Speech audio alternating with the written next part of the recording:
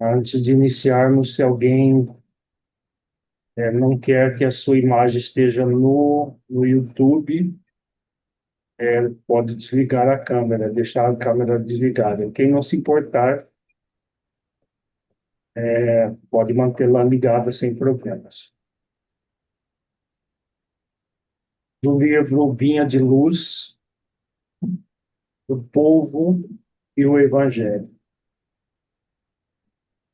E não achavam meio de lhe fazerem mal, porque todo o povo pendia para ele escutando. Lucas, capítulo 19, versículo 48. A perseguição aos postulados do cristianismo é de todos os tempos. Nos próprios dias do Mestre Divino, nos círculos carnais, já se exteriorizavam hostilidades de todos os matizes contra os movimentos da iluminação cristã. Em todas as ocasiões, no entanto, tem sido possível observar a gravitação do povo para Jesus. Entre ele e a multidão, nunca se extinguiu o poderoso magnetismo da virtude e do amor. De surgem de balde surgem medidas draconianas da ignorância e da crueldade. Em vão aparecem os prejuízos eclesiásticos do sacerdócio, quando sem luz da missão sublime de orientar. Cientistas presunçosos, demagogos subornados por interesses mesquinhos, clamam nas praças pela consagração de fantasias brilhantes. O povo, porém, inclina-se para o Cristo, com a mesma fascinação do primeiro dia. Indiscutivelmente considerados num todo, achamos-nos ainda longe da união com Jesus, em sentido integral. De quando em quando a turba experimenta pavorosos desastres. Tormentas de sangue e lágrimas varrem-lhe os caminhos. A claridade do Mestre, contudo, acenda-lhe à distância. Velhos e crianças identificam-lhe o brilho santificado. Os políticos do mundo formulam 1000 promessas ao espírito das massas. Raras pessoas, entretanto, se interessam por semelhantes plataformas. Os enunciados do Senhor, todavia, em cada século se renovam, sempre mais altos para a mente popular, traduzindo consolações e apelos imortais.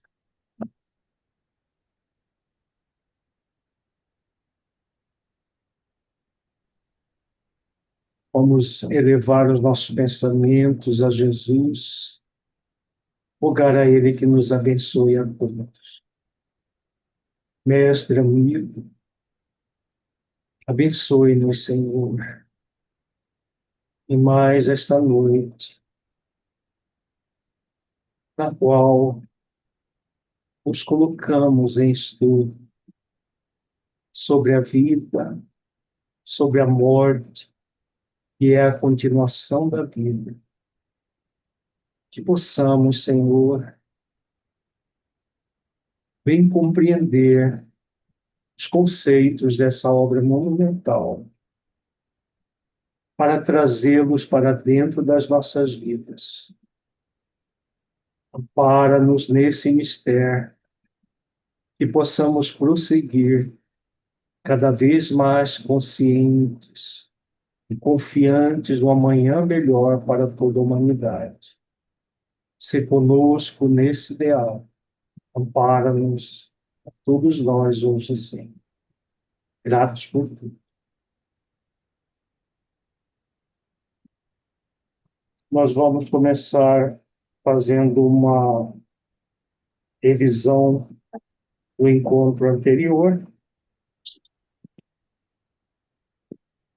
Tá ruim, ruim, ruim, ruim.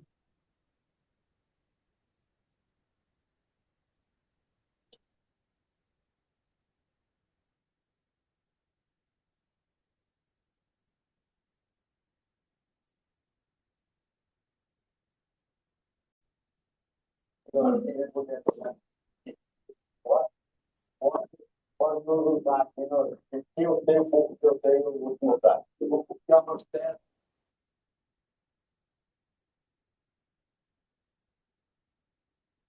No encontro anterior, nós estudamos o capítulo 5, recebendo assistência. Recordando e fazendo uma revisão das principais partes do capítulo, nós estamos na enfermaria, no hospital onde André Luiz está internado, e ele recebe a, a visita de Lísias, que era um enfermeiro visitador que visitava as pessoas para ver como elas estavam, os espíritos internados nesse hospital. No caso do Lísias, em sintonia com o médico Henrique de Luna, que já nós vimos a atuação dele no capítulo anterior. Na turma de 80 enfermos a que devo assistência diária, 57 se encontram nas suas condições. E talvez ignore que existem por aqui os mutilados. Já pensou nisso? Sabe que o homem imprevidente que gastou os olhos no mal, aqui comparece de órbitas vazias, que o malfeitor interessado em utilizar o dom da locomoção fácil nos atos criminosos experimenta a desolação da paralisia quando não é recolhido absolutamente sem pernas, que os pobres obsidiados nas aberrações sexuais costumam chegar em extrema loucura. O Aquilísias falando daqueles que são atendidos nos hospitais de nosso lar, que é uma colônia de transição entre as regiões umbralinas e as altas esferas. Então, se recolhe espíritos que estagiaram no umbral. E ele fala aqui das experiências ligadas à lei de justiça, amor e caridade, e lei de causa e efeito, em que a pessoa que usa mal um órgão, usa mal a inteligência, acaba perdendo esse órgão quando está na dimensão espiritual nessas condições. Recordemos o antigo ensinamento que se refere a muitos chamados e poucos escolhidos na Terra. As regiões do planeta convocam as criaturas ao banquete celestial. Em sã consciência, ninguém que se tenha aproximado um dia da noção de Deus pode alegar ignorância nesse particular. Incontável o número dos chamados, meu amigo. Mas onde os que atendem ao chamado? Aqui ele recorda a fala de Jesus: são muitos os convidados, poucos os escolhidos. Não há nenhuma criatura na terra que nunca tenha ouvido falar de Deus, de Jesus, das questões superiores, mesmo que não seja religioso. Agora são poucos aqueles que atendem ao chamado. Com raras exceções, a massa humana prefere aceder a outros gêneros, a outro gênero de convites. Gasta-se a possibilidade nos desvios do bem, agrava-se o capricho de cada um, elimina-se o corpo físico a golpes de reflexão. Resultado: milhares de criaturas retiram-se diariamente da esfera da carne em doloroso estado de incompreensão. Multidões sem conto erram em todas as direções nos círculos imediatos à crosta planetária, constituídas de loucos, doentes e ignorantes. Então, a reflexão que Lísias faz com André Luiz serve de alerta para todos nós. O que nós queremos? Sair do corpo vitoriosos ou nesse estado de doloroso estado de incompreensão. Então, as regiões umbralinas estão repletas de pessoas loucas, doentes e ignorantes, que viveram para o mundo e não para vivenciar as virtudes cristãs em si mesmo. Acreditaria, porventura, que a morte do corpo nos conduziria para planos de milagres? Isso aqui foi uma referência. André Luiz achou que ele estava num local para os eleitos. E aí Lísias coloca a realidade. Somos compelidos a trabalho áspero, a serviços pesados, e não basta isso.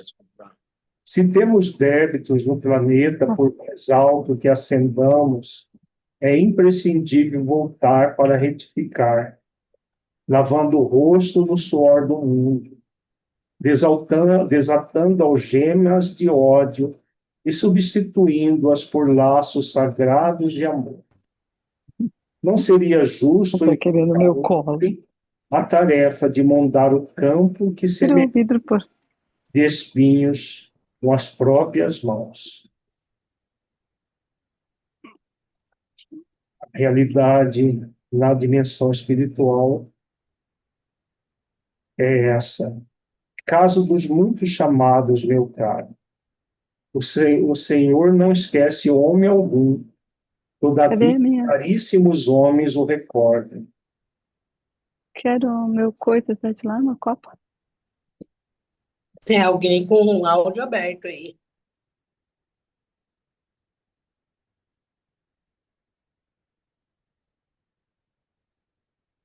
Como fui perverso. Reflexão aqui. Eu fiquei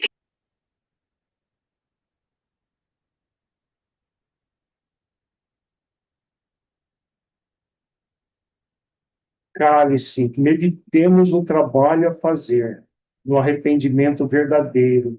É preciso saber falar para construir de novo. Então, aqui a André Luiz começa a lamentar os erros que cometeu. E aí Lísias fala para ele do arrependimento verdadeiro. Culpa, remorso, desculpa não ajuda a pessoa em nada. O que ajuda é o arrependimento. Eu não devia ter agido assim, mas eu agi. O que eu posso fazer para aprender com o erro e repará-lo? É dessa forma que se evolui, não lamentando o que passou.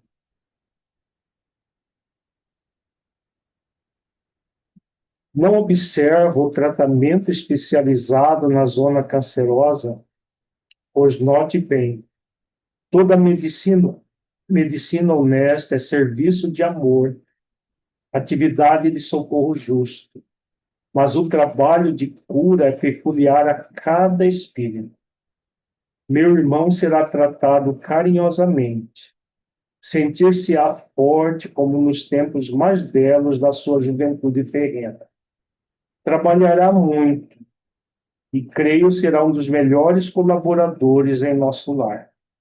Entretanto, a causa dos seus males persistirá em si mesmo, até que se desfaça dos germes de perversão da saúde divina, que agregou ao seu corpo sutil pelo descuido moral e pelo desejo de gozar mais que os outros. A carne terrestre, onde abusamos, é também o campo bendito onde conseguimos realizar frutuosos labores de cura radical quando permanecemos atentos ao dever justo.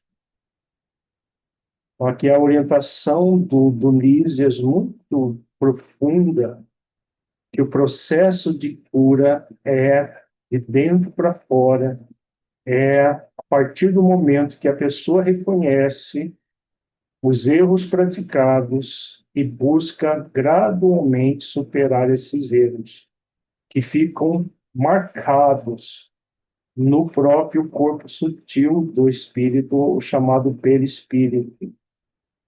Esse descuido moral que vem desse desejo de gozar, de viver a vida puramente egóica. E quando como nós abusamos no corpo, vai ser no corpo que nós vamos reparar os erros cometidos conforme nós já refletimos.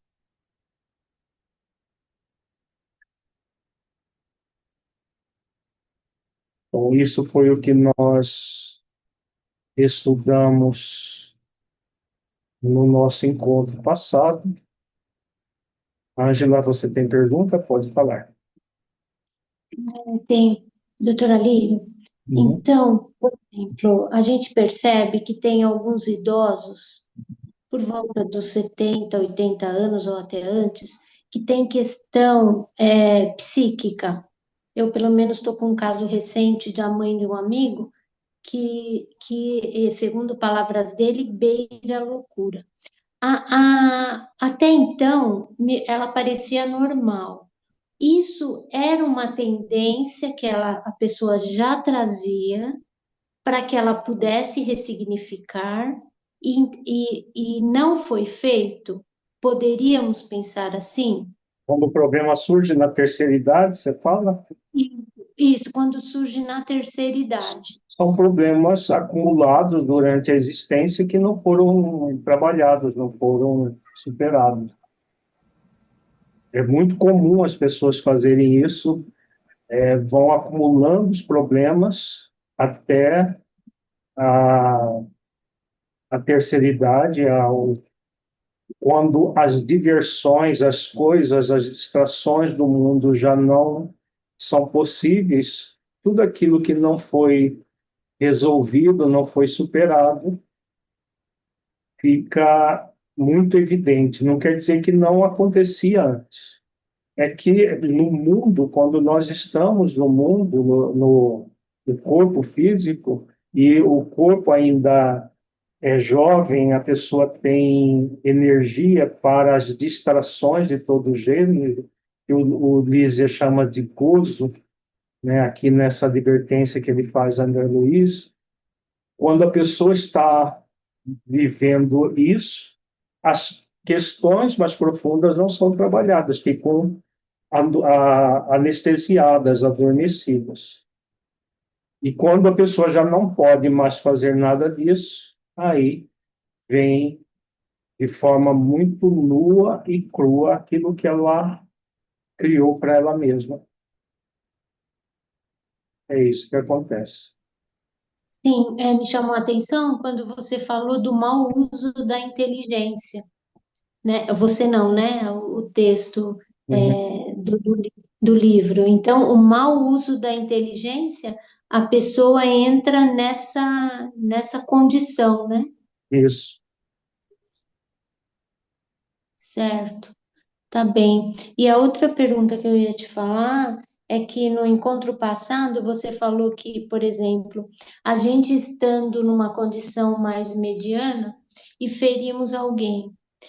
e esse alguém fica numa situação pior que a nossa. A gente só consegue resgatar isso, reparar isso numa nova encarnação, numa nova relação com a pessoa. Mas no mundo, na dimensão espiritual, a gente consegue ajudar a pessoa, não consegue? Colaborar, por exemplo, para ela que cair em si ou coisa que o valha. Podemos colaborar pela oração, tudo, mas nem sempre nós a encontramos, né? Nós encontramos a pessoa na dimensão espiritual ou ela mesma não consegue perceber a nossa presença. No próprio nosso lar fala do pai de André Luiz, que depois da morte fica numa região umbralina, junto com duas prostitutas que ele, na verdade, eram duas amantes que ele tinha ao mesmo tempo, e se ligaram a ele. A esposa que foi traída o visitava, mas ele mesmo não percebia a presença dela. Então, essas questões do espírito, por exemplo, esse espírito que foi o pai de André Luiz, devia muito à esposa. E o que ela fez? Ela reencarnou para tê-lo novamente como esposo, e as duas mulheres iam reencarnar como filhas dela. Isso nós vamos chegar lá nessa parte. Então, os três deviam a ela, mas ela, como espírito mais evoluído, reencarna para resgatá-los de si mesmo. Porque no mundo espiritual nem eles percebiam a presença dela. Então, cada caso é um caso, mas esse mostra que na dimensão espiritual as coisas se dão de forma muito diferente do mundo físico. Depende toda uma questão de energia, nem sempre você vai encontrar as pessoas que você deve no mundo espiritual, ou vai ter como até o contato com elas ser trabalhoso, nem ser possível de acontecer. Nossa, todo sentido, doutora Lírio. Obrigada. Vamos então dar continuidade. Nós vamos, cada um pega o seu livro, nós vamos para o capítulo 6, Precioso Aviso. No dia imediato, após a oração do crepúsculo, Clarencio me procurou em companhia do atencioso visitador. Fisionomia a irradiar generosidade, perguntou abraçando-me: como vai? Melhorzinho? Esbocei o gesto do enfermo que se vê acariciado na terra, amolecendo as fibras emotivas. No mundo, às vezes, o carinho fraterno é mal interpretado. Obedecendo ao velho vício, comecei a explicar-me, enquanto os dois benfeitores se sentavam comodamente a meu lado. Não posso negar que esteja melhor. Entretanto, sofro intensamente. Muitas dores na zona intestinal. Estranhas sensações de angústia no coração. Nunca supus fosse capaz de tamanha resistência, meu amigo. Ah, como tem sido pesada a minha cruz.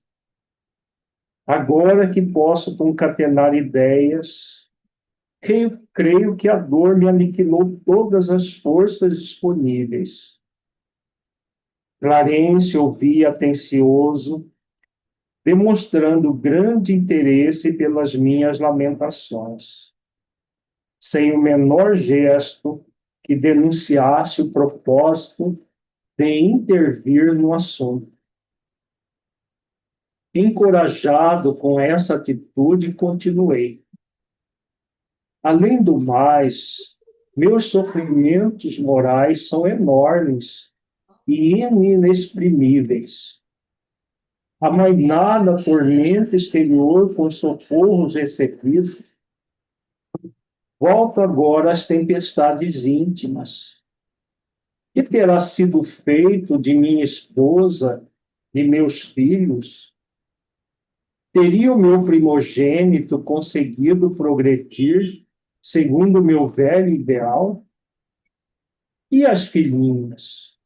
Minha desventurada Zélia muitas vezes afirmou que morreria de saudades se um dia eu lhe faltasse. Admirável esposa, ainda lhe sinto as lágrimas nos momentos derradeiros. Não sei desde quando vivo o pesadelo da distância. Continuadas dilacerações roubam-me a noção do tempo. Onde estará? Onde estará a minha pobre companheira, chorando junto às cinzas do meu corpo, ou em algum recanto escuro das regiões da morte? Oh, minha dor é muito amarga. Que terrível destino do homem penhorado no devotamento à família. Creio que raras criaturas terão padecido tanto quanto eu. No planeta, vicissitudes, desenganos, doenças, incompreensões e amarguras, abafando escassas notas de alegria. Depois, os sofrimentos da morte do corpo. Em seguida, martirizações no além-túmulo. Que será, então, a vida? Sucessivo desenrolar de misérias e lágrimas. Não haverá recurso à semeadura da paz?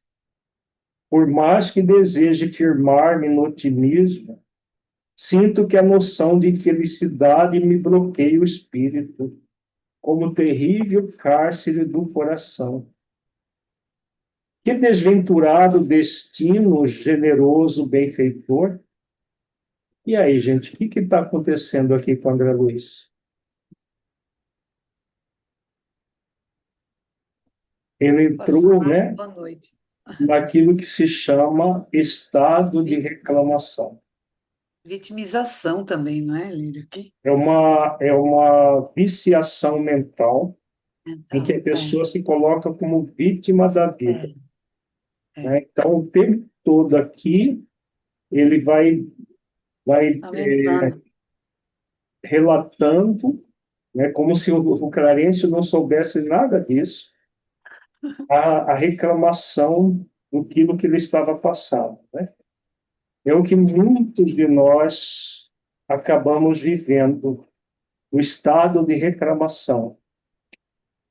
É dos piores vícios mentais que um ser humano pode criar para si mesmo, é esse movimento de reclamação da vida. E nós somos convidados a vivenciar o estado de gratidão. Veja, André Luiz, até alguns dias antes, estava perambulando pelo umbral, com fome, com sede, lambendo lama no chão, quando encontrava alguma água, alguma coisa, sendo perseguido por espíritos de todas as espécies. Agora ele está aqui no hospital, está no leito, bem cuidado, com benfeitores de alta envergadura ali do lado dele, cuidado por enfermeiro, cuidado por médicos, conscientes do dever a cumprir. Nada disso importou para ele. O que importou foi o sofrimento que ele estava tendo ali, naquela circunstância. Essa é o típico da viciação mental. Em vez da pessoa agradecer pelas oportunidades que a vida está lhe oferecendo, ela foca na reclamação das coisas que ela não tem o poder de mudar. Enquanto que o estado de gratidão é o foco naquilo que ela pode, naquilo que ela realmente é convidada a focar nos benefícios. Então, ele já estava tendo uma série de benefícios, mas naquele momento, ele desvaloriza os benefícios para focar na reclamação. Ieda, você tem alguma pergunta, alguma fala? Sim, boa noite. O que dá para perceber ele rasgando esses elogios à esposa, que ele ainda considera como esposa dele, né? Embora ele não tenha noção do tempo que já se passou e do distanciamento, é uma tendência tanto daqueles que falecem, né, que morrem, e ele está ainda em processo de desencarnação, de ficar romantizando, né, o outro que ficou, sendo que no período em que ele estava encarnado, ele tinha uma vida tão incongruente, ele tinha práticas incongruentes com um pai de família, né, participando de boates, de locais, com bebida, com cigarro, com coisa. Então, ele tinha realmente esse apreço pela esposa ou pela família. E agora ele meio que romantiza. Então, a gente vê isso, tanto para o encarnado que fica também. Depois que o companheiro morre, fica aquela romantização, não é? E a gente sabe que muitas vezes passaram muitas dificuldades juntas e tiveram muitos atritos, mas há essa tendência que eu observo aqui. E o sentimento de posse também, que ele fala minha esposa, minha, ainda está muito apegado nessa questão, nessas questões. Exatamente. Então, o apego a esse estado de vitimização, de, de focar nas coisas transitórias em detrimento das questões existenciais do ser. Então, isso que aparece aqui na fala de André Luiz é uma dos movimentos psicológicos que todos nós temos o dever de ressignificar, caso ainda tenhamos isso. Qualquer processo de reclamação não nos ajuda em nada. O que nós devemos fazer é sempre o movimento de aprender com as experiências. Quando passarmos por alguma experiência desafiadora, que essa experiência está me convidando a aprender. Quando nós focamos no aprendizado, nós vamos ter elementos de gratidão. Veja, André Luiz acabou de ser resgatado, estava numa situação extremamente comparada com o que ele estava vivendo nesse momento, que ele faz essa reclamação. O que ele estava vivendo era hiper doloroso, muito mais. Mas em vez de focar nos benefícios que ele estava recebendo e no aprendizado em relação a tudo aquilo que ele construiu, porque é efeito de uma causa, a lei é de justiça, de causa e efeito, mas ela é, sobretudo, misericordiosa. Então, ele estava tendo a misericórdia divina, a lei de misericórdia atuando por meio de Clarencio, do Lísias, do médico Henrique de Luna, os companheiros que estavam ali internados, e todos, a oração que ele já tinha participado, uma série de benefícios a serem reforçados e sentir gratidão. O foco dele estava na lamentação.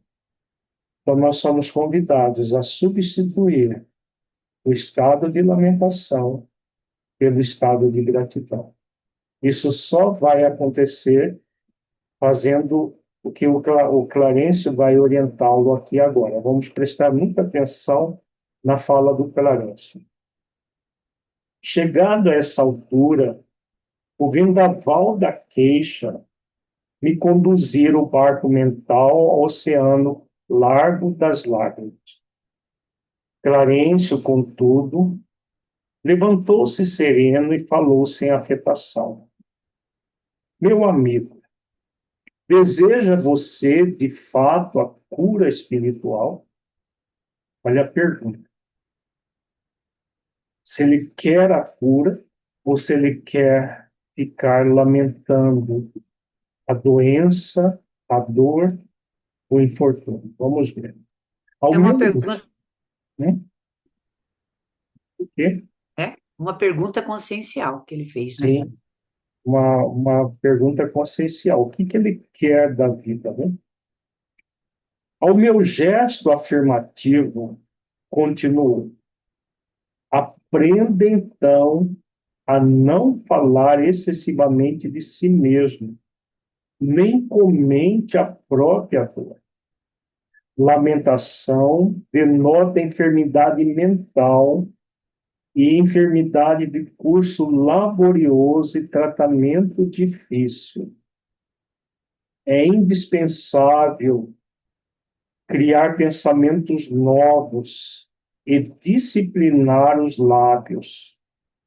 Somente conseguiremos equilíbrio abrindo o coração ao sol da divindade. Classificar o esforço necessário de imposição esmagadora, enxergar padecimentos, quando a luta é eficiente, só identificar indesejável cegueira da alma. Quanto mais utilize o verbo por dilatar considerações dolorosas no círculo da personalidade, mais duros se tornarão os laços que o prendem a lembranças mesquinhas. O mesmo Pai que vela por sua pessoa, oferecendo-lhe teto generoso nesta casa, atenderá aos seus parentes terrestres. Devemos ter nosso agrupamento familiar como sagrada construção, mas sem esquecer que nossas famílias são seções da família universal sob a direção divina. Estaremos a seu lado para resolver dificuldades presentes e estruturar projetos de futuro, mas não dispomos do tempo para voltar às zonas estéreis de lamentação. Além disso, temos nesta colônia o compromisso de aceitar o trabalho mais áspero como penso de realização, considerando que a providência desborda amor, enquanto nós vivemos onerados de dívidas. Se deseja permanecer nessa casa de assistência, aprenda a pensar com justeza. Olha aqui a advertência, né? Vamos refletir ponto a ponto dela, ela é muito significativa. Então, a lamentação denota enfermidade mental e enfermidade de curso laborioso e tratamento difícil. Então, por que que a lamentação é isso? Porque é focar a mente em questões que, em vez da pessoa ter o foco na superação do problema, ela mergulha de cabeça no problema, como se o problema não tivesse solução. Veja que toda fala de André Luiz, aqui nas queixas dele, era tudo focado em coisas já acontecidas ou cogitações que nem aconteceu, porque a mulher dele casou de novo, inclusive. Situações que sem domínio nenhum para ele. Então, a pessoa, na lamentação, ela fica, é como se ela tivesse num círculo vicioso, produzindo, né, jogando energia mental fora. É exatamente o que André Luiz faz. Ele joga energia mental fora nas queixas e lamentações. Por isso, é uma enfermidade mental de curso laborioso e o tratamento é bastante difícil de acontecer. Depois ele diz, é indispensável criar pensamentos novos e disciplinar os lábios. Não é só a questão do falar, porque a boca fala aquilo que está cheio o coração, como Cristo adverte. A boca sempre fala aquilo que está cheio o coração. Então, disciplinar os lábios e os pensamentos. Então, se eu quero realmente a cura, eu sou convidado a mudar os pensamentos, entrar no estado de gratidão, gratidão à vida, e não de lamentação. Depois ele diz, somente conseguiremos equilíbrio abrindo o coração ao sol da divindade. Então, de que ele vai começar a falar aqui? Ele vai falar da providência divina, da lei de misericórdia, e quando ele diz aqui, o mesmo Pai que vela por sua pessoa, oferecendo-lhe teto generoso nesta casa, atenderá aos seus parentes terrestres. E nós somos convidados a ter essa visão ampla da vida. Que Deus, a força onipotente do universo, é criador do universo inteiro e provê o universo inteiro. Provê a todas as suas criaturas, sem exceção. E a cada um é dado segundo as próprias obras, como ensina Jesus.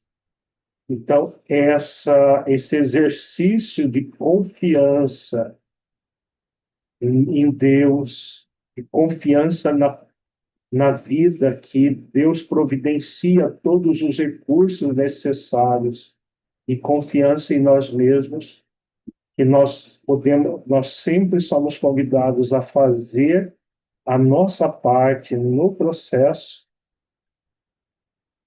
de melhoria. Nós vamos nos abrir o coração ao sol da divindade. Olha que metáfora belíssima que ele usa. Abrir o coração ao sol da divindade. Classificar o esforço necessário de imposição esmagadora, enxergar padecimentos quando a luta é edificante, só identificar a indesejável cegueira da alma. Em vez de focar os aspectos positivos, o aprendizado, tudo o que estava tendo, ele estava focando nos padecimentos, num processo de cegueira espiritual. Quanto mais utilize o verbo por dilatar considerações dolorosas no círculo da personalidade, mais duros se tornarão os laços que o prendem a lembranças mesquinhas. A personalidade já não existia mais. A personalidade é aquilo que nós usamos quando estamos encarnados. E o foco dele estava ainda na personalidade transitória, no que ele sofreu na personalidade transitória, no que ele sofreu na dimensão espiritual,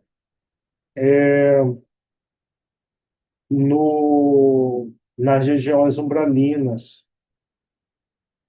E quanto mais ele foca na personalidade, mais ele se prende às chamadas lembranças mesquinhas.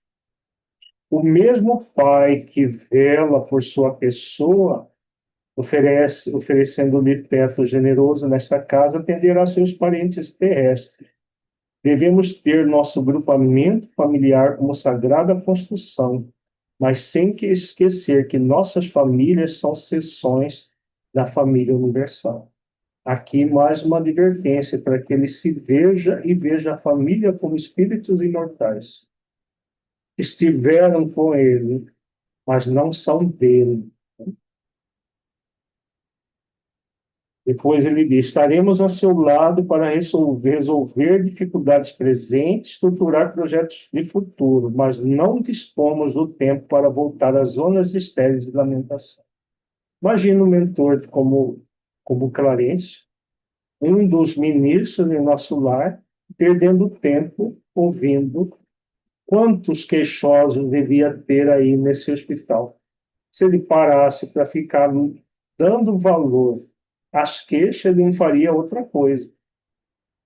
Então, o foco de um terapeuta, de um médico, de um orientador, deve ser sempre na saúde, no bem, no bom, no belo, naquilo que edifica, não aquilo que perturba. Além disso, temos nesta colônia o compromisso de aceitar o trabalho mais áspero como bênção de realização, considerando que a providência desborda amor, enquanto nós vivemos onerados de dívidas. Se deseja permanecer nesta casa de assistência, aprenda a pensar com justiça. Então, o que ele estava fazendo era injusto com ele mesmo, injusto com Clarencio, injusto com Lísias, injusto com todos. Então, aprenda a pensar com justeza. Por quê? Ele estava em um ambiente diferente da região dos umbralinas. Se ele continuasse psiquicamente focado nas regiões umbralinas, a própria psiquismo faria com que ele fugisse de nosso lar, como a gente tem exemplos na própria obra. Que a pessoa fica tão focada nas negatividades que ela acaba energeticamente não conseguindo viver naquele ambiente. E que é aquilo que nós refletimos já em encontros passados.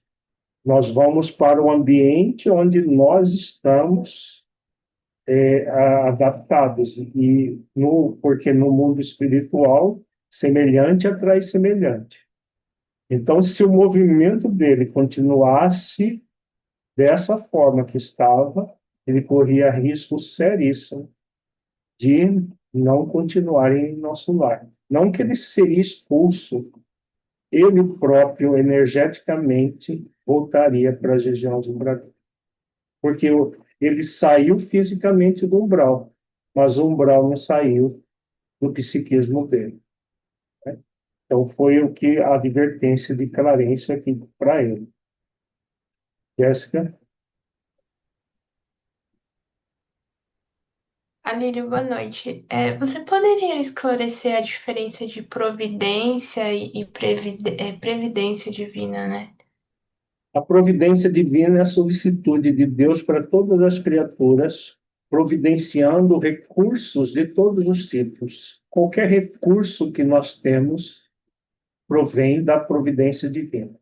A água que você toma, o ar que você respira, os bênçãos que você tem quando no corpo, todos os recursos materiais, tudo pertence a Deus, foi criado por Deus, para nós. No mundo espiritual, um hospital, uma cidade como o nosso lar, é recurso de Deus oferecido para as suas criaturas. Então, tudo vem da providência divina que providencia recursos para todos nós no universo. A previdência divina é o ato de Deus colocar dentro da nossa própria consciência as leis morais, para que, previdentemente, nós tivéssemos todos os recursos dentro de nós mesmos. Então, nós temos todos os recursos para evoluir dentro de nós mesmos, na consciência. Então, isso vem da previdência divina. Deus foi previdente ao colocar as leis na nossa consciência. E nós somos convidados à previdência humana, nos conectando com as leis e desenvolvendo a saúde. Foi exatamente o que Clarence orientou a André Luiz fazer.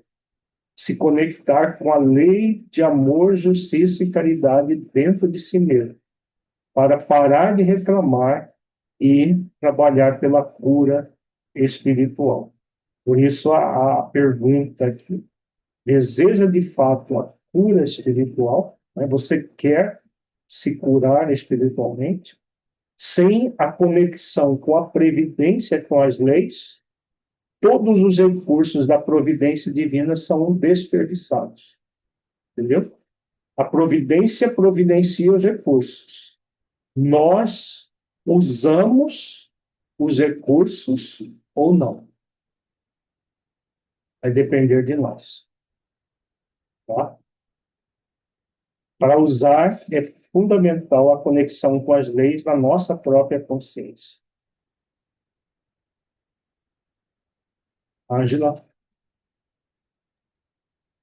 Doutora Lírio, esse murmúrio, essa reclamação do André Luiz, se trouxermos para a nossa vida, existem pessoas, muitos em nós, entre nós, que têm esse movimento de nos encontrar e reclamar, ok? E nós somos convidados a fazer a pergunta, é lógico, né? Que seja pertinente, etc. Mas o que a pessoa quer com aquilo, com aquela reclamação, a colaboração que a gente pode dar? Faz sentido essa reflexão? Colaboração em que sentido você fala? Para que essa reclamação não perdure.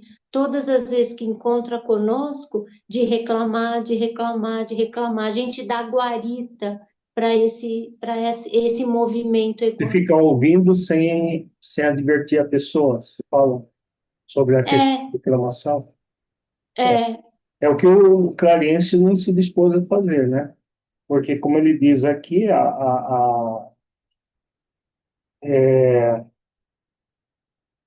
temos nesta colônia o compromisso de aceitar o trabalho mais áspero como bênção de realização, considerando que a providência desborda amor enquanto nós vivemos onerados de dívida. Não dispomos do tempo para voltar às zonas estéreis de lamentação. Então, se você é instrumento de ficar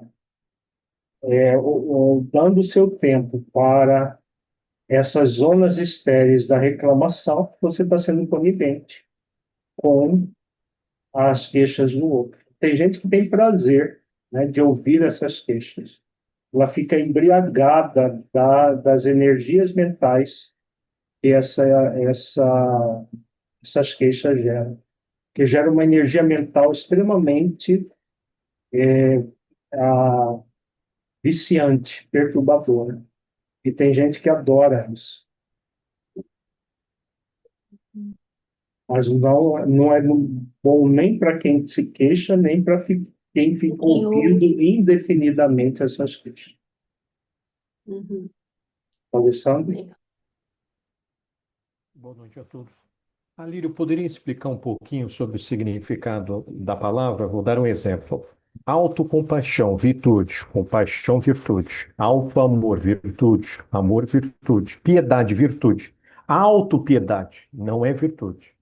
André Luiz aí estava na autopiedade ou ele estava num processo mais desequilibrado ainda que a lamentação? Você poderia fazer essa graduação da diferença desses sentimentos egóicos, por favor?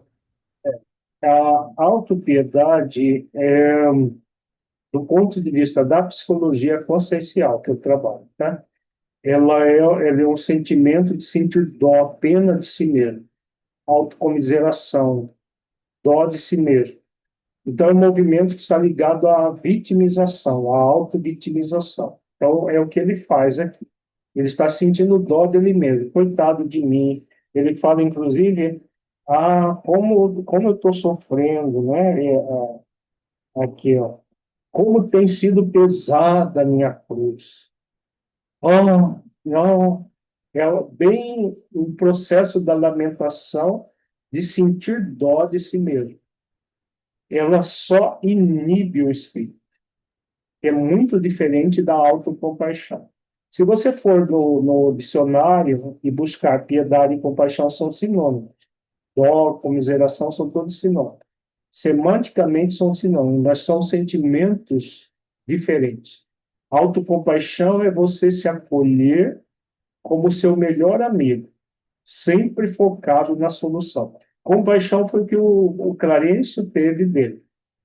Compaixão é a pessoa vê o problema, mas foca na solução do problema.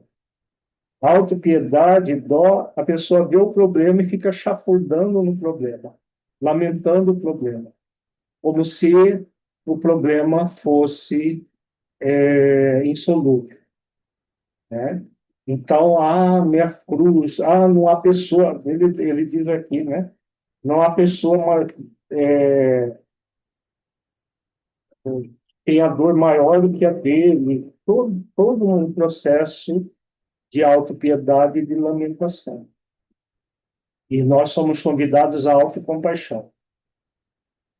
Eu estou sentindo tudo isso, me acolho, o que eu posso fazer para aprender com tudo isso e reparar, superar o problema. Então, esse um estado de saúde. O outro é um estado profundamente doentio. Porque o André Luiz estava num estado profundamente doentio. A lamentação é uma das piores doenças que um ser humano pode ter consigo mesmo. Esse se colocar como vítima da vida. Ninguém é vítima da vida. Nesse ínterim, secara-me o pranto, e chamado a brios pelo generoso instrutor, assumi diversa atitude, embora envergonhado da minha fraqueza. O que é vergonha, pessoal? Essa vergonha que a André Luiz cita aqui. Orgulho. Orgulho ferido. Né? Ferido. Então, era a rebeldia que leva a essa autocomiseração e o orgulho, como se ele fosse a mais sofrida das criaturas. E aí, quando é chamada a atenção, o orgulho fica ferido.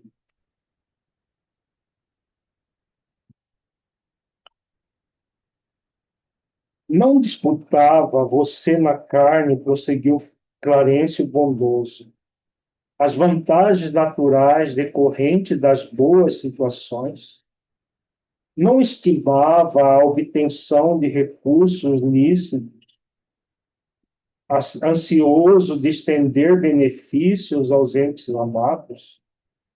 Não se interessava pelas remunerações justas, pelas expressões de conforto com possibilidades de atender a família.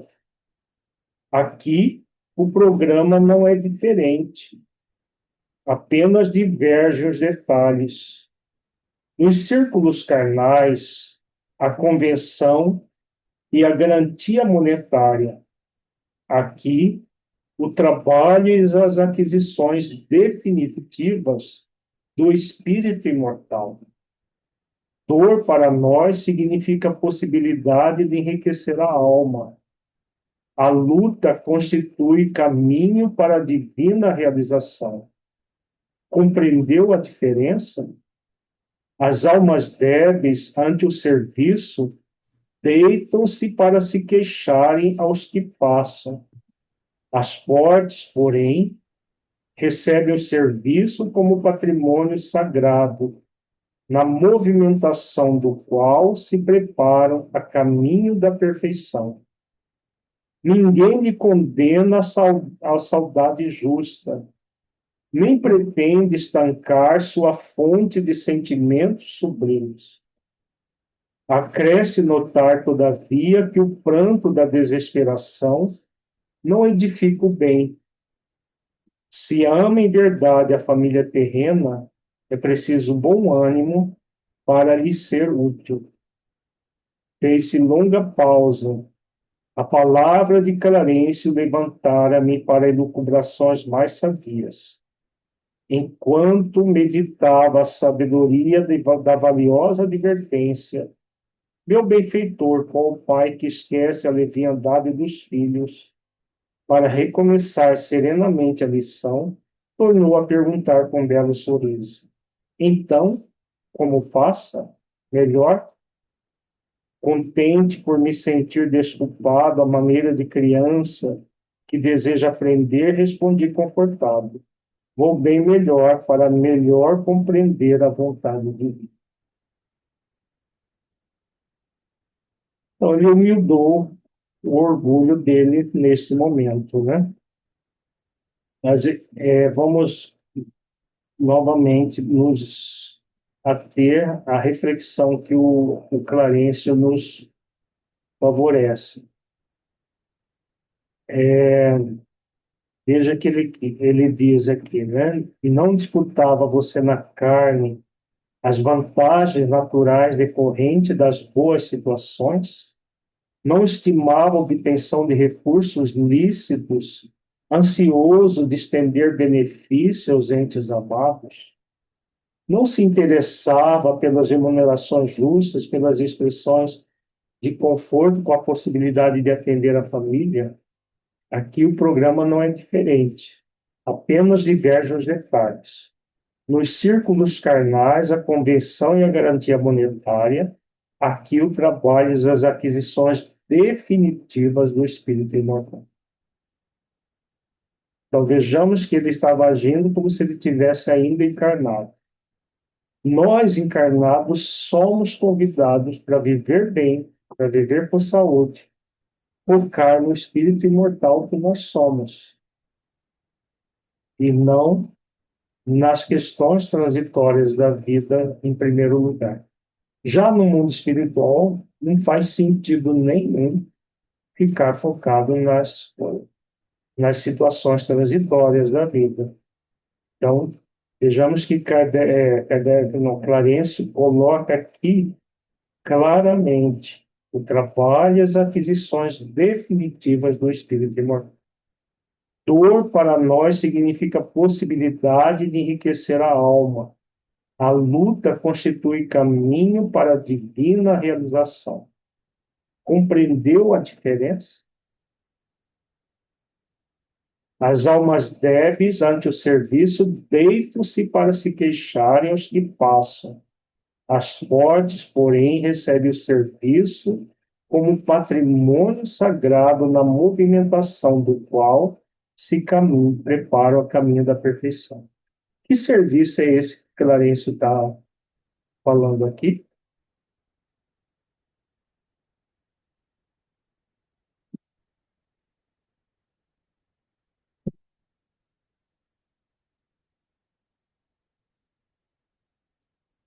A transformação íntima, né? Seria? Exatamente. O maior serviço que nós podemos fazer, que é a transformação interior. Aquilo que é individual e intransferível. Veja, André Luiz estava convalescendo no hospital. Ele não estava em condições de trabalhar pela colônia, né? Na colônia Nosso Lar, todo mundo trabalha, menos os preguiçosos que ficam lá no campo de repouso. Não, existem os campos de repouso, mas é uma minoria.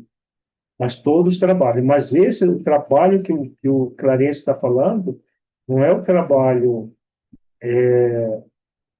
bem na colônia, é o trabalho principal, né? Na parábola do filho pródigo, é aquele momento que o filho pródigo volta para a casa do pai e solicita o posto de trabalhador. Trabalhador do pai, aquele que realmente realiza o serviço interior de autotransformação. Não há como nós evoluirmos sem esse serviço, né, esse trabalho. Veja, como ele diz aqui, as almas fortes recebem o serviço como patrimônio sagrado na movimentação do qual se preparam a caminho da perfeição. É o processo do aperfeiçoamento interior, que todos nós temos o dever de realizar. Doutora Lírio, Oi. quando ele fala assim, as almas débeis ante o serviço deitam-se para queixarem aos que passam, me remeteu aqui à profunda estagnação, quando não optamos por fazer esse trabalho de autotransformação aí, que mais adiante ele fala, né?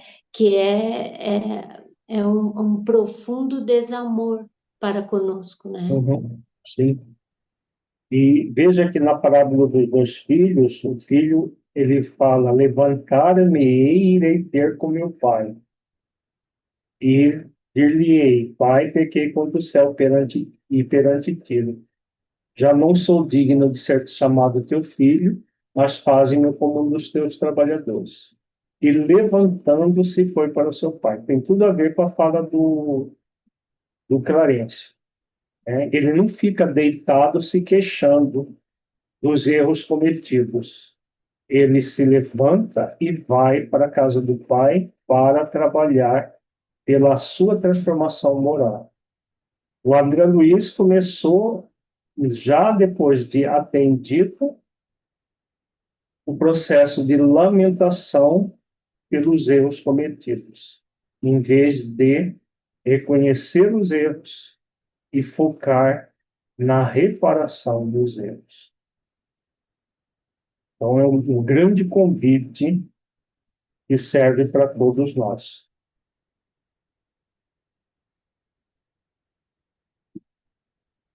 Dá tempo da gente começar o próximo capítulo. Ali, Oi, pode falar. eu queria só fazer um pequeno comentário, uma observação. Essa semana,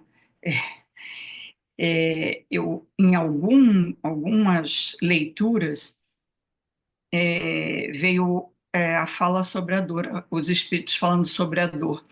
Aqui, mais uma vez, ele falando, a dor significa a possibilidade de enriquecer a alma. Uhum. No capítulo do Evangelho, fala sobre a dor é uma bênção que Deus envia aos eleitos, quer dizer, nós somos eleitos Uhum. pela possibilidade de sentir a dor para reparar, não para, mas reparando, né? Uhum. Depois tem no capítulo, eu não me lembro o número, que fala que a gente deve considerar feliz por sofrer. Não sei se é o capítulo, não lembro, não lembro. E eu também peguei um texto essa semana, numa abertura aí de um estudo, de Emmanuel, Viver pela Fé, que é no Caminho, Verdade e Vida, que também fala da bênção da dor. Então, esse é um convite que a gente vê vários espíritos. Você vê que não é só um espírito, são vários espíritos nos convidando a observar por que sentimos a dor, por que às vezes reclamamos da dor, quando a gente deve agradecer por ter tendo a oportunidade de reparar, porque o convite do amor nós negamos, né? E que a gente não transforme esse momento que a gente vive, às vezes, muitos de nós ou conhecidos, momentos de tanta dor que não transformem em sofrimento, né? Era só uma observação. Veja que foi a dor que levou André Luiz a humildar o seu orgulho para ser atendido. Se não fosse a dor, ele permaneceria na revolta, na rebeldia. Então, como ninguém gosta de sentir dor, né? A dor é um recurso que, na verdade, nós não precisaríamos dele, nós somos convidados ao amor em primeiro plano. Mas como a rebeldia ainda é forte em nós, né, como o caso da André Luiz que nós estamos estudando, aí vem a dor para que nós não permaneçamos na rebeldia. Então, ela é uma bênção nesse sentido, para É, que é um instrumento para que nós possamos ir ao encontro do amor. é. E ele teve, a dor foi o recurso para ele fazer aquele momento, né? E orar e pedir a, a ajuda, receber a ajuda, mas ele estava na dor justamente por escolhas equivocadas da vida, né? E veja Quantos... que quando nós temos um olhar para a dor como um instrumento de reparação, é uma coisa. Quando nós temos um olhar para a dor no processo de lamentação, é Isso, outra, ela toma outra dimensão. Ela isso, passa a ser uma âncora que perturba a pessoa, que mantém a pessoa no processo doloroso. Aí ela vira sofrimento, que é totalmente desnecessário. Veja que a lamentação de André Luiz, quando ele fala que a cruz, ele usa até, né? Ah, como tem sido pesada a minha cruz. Creio que a dor me aniquilou todas as forças disponíveis. Ele não estava mais na dor, ele estava no sofrimento. Então, a lamentação gera o sofrimento, que é uma rebeldia frente à dor. E o convite é colocar o amor sobre a dor. Veja que quando ele coloca o amor sobre a dor e percebe, enquanto meditava a sabedoria da valiosa advertência, meu benfeitor, qual pai que esquece a leviandade dos filhos para recomeçar serenamente a lição, tornou a perguntar com um belo sorriso.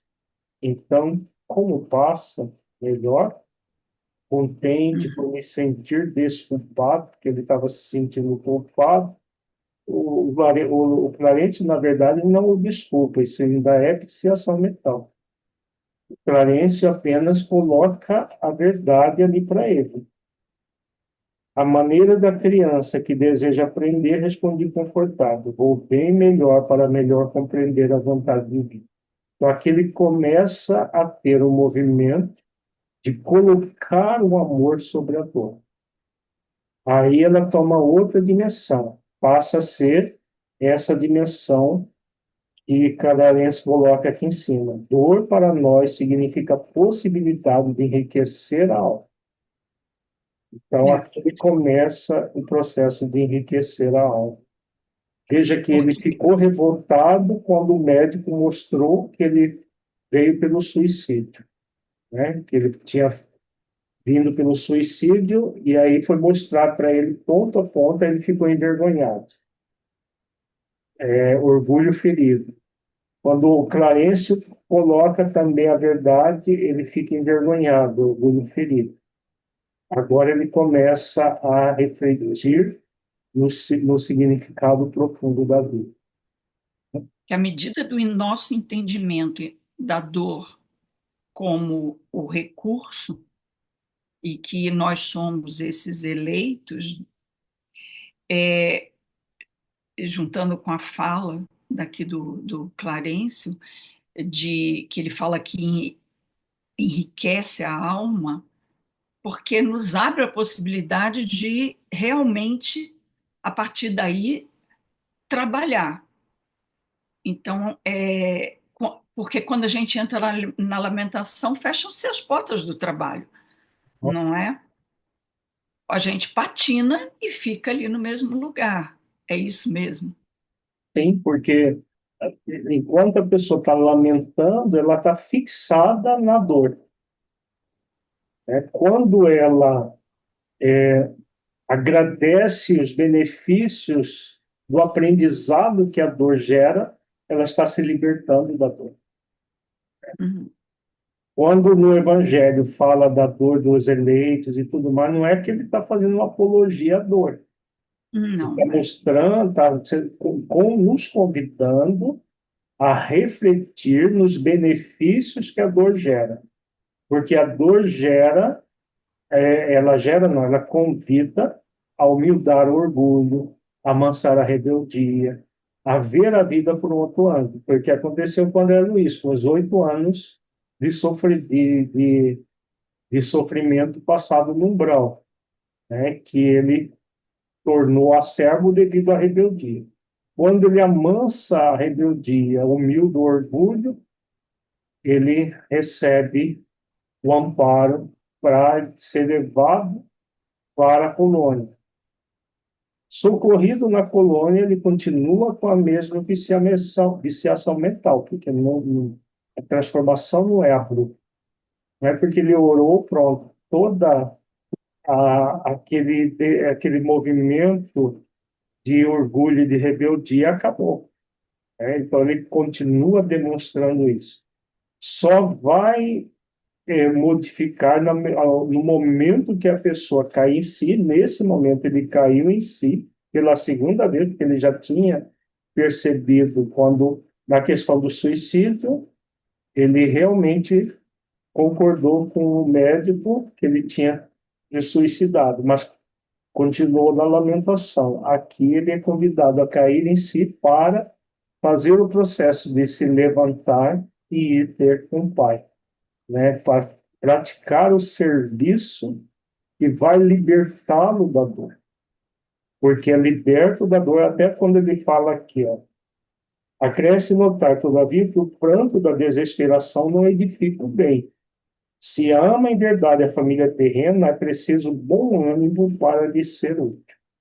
Porque somente livres da dor é que nós vamos poder ser úteis a nós mesmos e ao próximo como a nós mesmos. Uhum. Então, isso só vai acontecer por meio do amor. É. Esse entendimento dessa forma, hoje, eu consigo já ter, mas há 30, 40, sei lá quantos anos, 40 anos atrás, quando eu iniciei, eu não compreendia isso. O dia que eu li isso no Evangelho, eu falei, mas como assim? Eleito para ter dor? Como assim? E dentro da casa espírita, a pessoa que me tentou me explicar isso, ainda me explicou, tipo assim, ué, mas você faz, você paga. Então, com uma coisa assim, de um peso, e então eu tinha assim, já trazia Ou muito como forte o punição, temor né? a Deus. Eu trazia muito forte um temor a Deus da Igreja Católica. Eu tinha muito medo da punição de Deus. Quantas vezes eu vi movimento meu de autopunição para não ser punida por Deus? Antes que Deus veja isso aí, deixa Uhum. eu me punir aqui. Uhum. Era um entendimento muito equivocado. Mas também na casa espírita, e isso foi uma pessoa, não quero dizer que é a casa espírita, Uhum. aquela pessoa naquele momento, dentro do que ela podia oferecer, foi muito assim forte aquilo para mim, e eu não conseguia compreender essa dor assim. Depois a gente vai tendo mais entendimento e a gente vai compreendendo um pouco mais e vai cada dia mais, cada tempo mais, a gente vai amadurecendo, né, esse entendimento. Porque aí não é dor como punição, a dor como um afastamento do Educativa, amor né? para que nós possamos aprender. O foco é Educativa. já que nós não nos demos a oportunidade de aprender por amor, a dor vem como uma mestra mais severa para que nós aprendamos. Se nós continuarmos a recusar ao aprendizado, aí vem o sofrimento. E é quando nós colocamos a revolta em cima da dor. Aí ela vira sofrimento, que é totalmente opcional. Já a dor, não. A dor é um mecanismo divino para que nós amancemos a nossa rebeldia e humilhemos o nosso orgulho. Gratidão, Alírio. Ângela? Então, parte da dúvida vocês acabaram falando. Você fez um simbolismo para dor quando a pessoa reclama? Você falou dor, reclamação, é como uma âncora. Você poderia repetir, por favor? Ela na verdade, é aquele prende. Acho que a âncora não seria bem o termo, mas porque a âncora ela é benéfica. Sabe aquelas bolas cheias de pregos das medievais que eram colocados na perna das pessoas para elas não fugirem nas masmorras? É isso aí, né? Então, é como essa bola, a corrente que fica acorrentando a pessoa na bola de ferro cheia de prego de pontas que prende a pessoa, né? E não deixa ela se movimentar, né? Por quê? Porque ela fica numa monoideia em torno da dor, lamentando a dor. E ao lamentar a dor nessa monoideia, é como andar em círculo, não sai do lugar. É o tempo todo no mesmo lugar. E com essa bola prendendo, né? Então, aquela marcha dolorosa. Já quando a pessoa ela supera a reclamação e entra no estado de gratidão, ela não vai agradecer a dor propriamente dita, mas o aprendizado que a dor gera.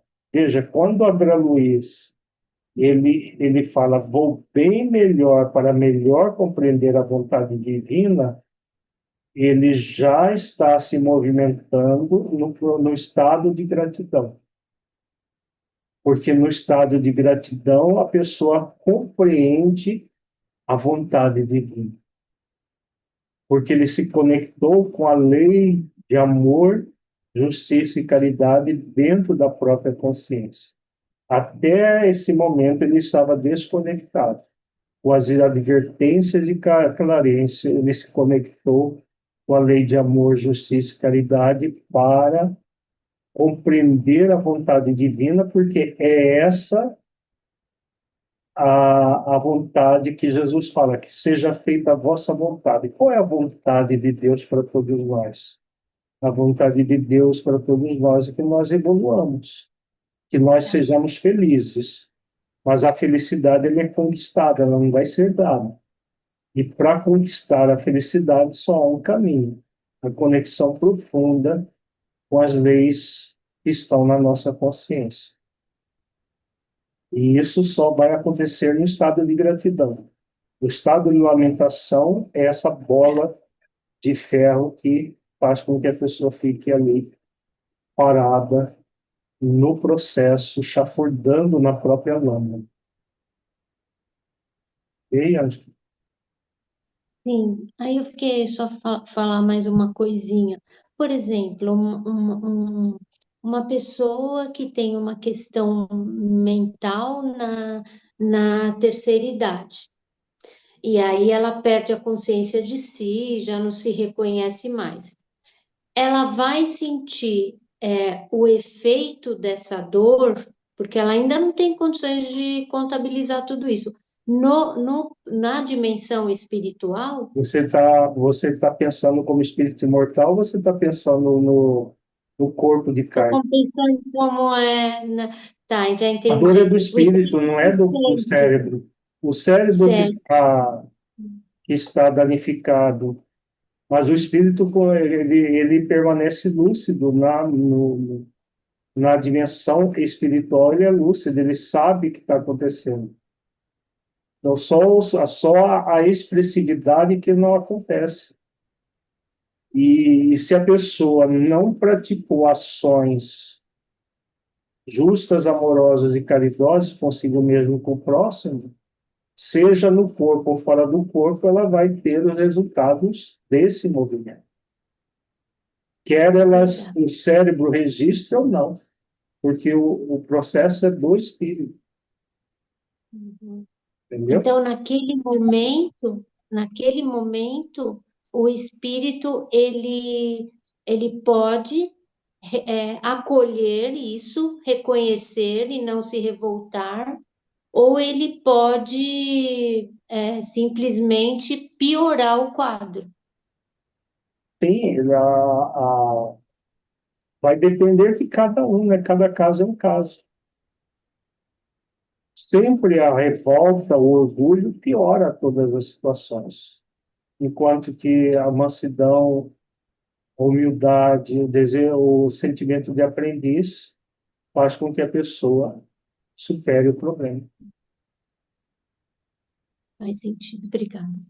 Terezinha? E existem dores também, por exemplo, a dor de uma mãe. Ao dar à luz a uma criança, ela sente a dor, mas ela não há revolta, é uma dor para dar à luz, para receber o amor, uma dor de amor. Da mesma forma também, quando a mãe de Jesus está vendo o seu filho ser crucificado, aquela dor imensa dentro dela, mas é uma dor que ela aceita, porque sabe que ele veio com uma missão de salvar a todos nós. Então, existem tipos diferentes de dor, onde a gente aceita e agradece a dor daquele momento. Sim. No caso aí, a dor física, né? No caso do Da parto, a mãe. dor física. As É, piores dores é. não são as físicas, as piores dores são as morais, né? Então, O espírito é. se movimentando numa direção inadequada frente à vida. Hum. Nosso tempo praticamente se esgotou. Quem gostaria de fazer a prece agradecendo a experiência do nosso ponto de hoje?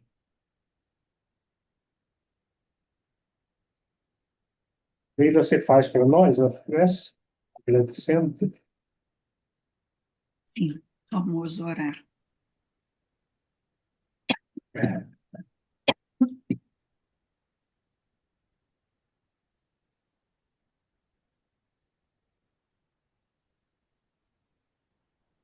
Senhor Jesus, encerramos mais um momento de reflexão. Tanto que nos foi oferecido hoje com esse conteúdo. Quanto material para nós podermos refletir. Nós expressamos, Senhor, a nossa gratidão pela oportunidade de estarmos aqui reunidos, aprendendo, buscando a compreensão, o entendimento desses ensinamentos. São os recursos que até nós chegam para nos auxiliar. Quantos momentos, Senhor, que nós passamos, onde a dor nos visita ou nos visitou, no ontem, onde nós ainda não tínhamos o menor entendimento, por conta da nossa rebeldia. Hoje, Senhor, chegando até aqui, nos encontramos um pouco melhores. Que nós possamos, Jesus, permanecer no empenho de executar esse trabalho conosco mesmo, construindo em nós o novo homem, o novo ser, no caminho que nos leva até vós, até o nosso Pai. Fortalece-nos, Senhor, nesse propósito que todos nós nos empenhamos, cada um no seu tempo, cada um no seu modo. Receba, Senhor, o nosso sentimento de profunda gratidão e abençoa-nos a todos. Que assim seja.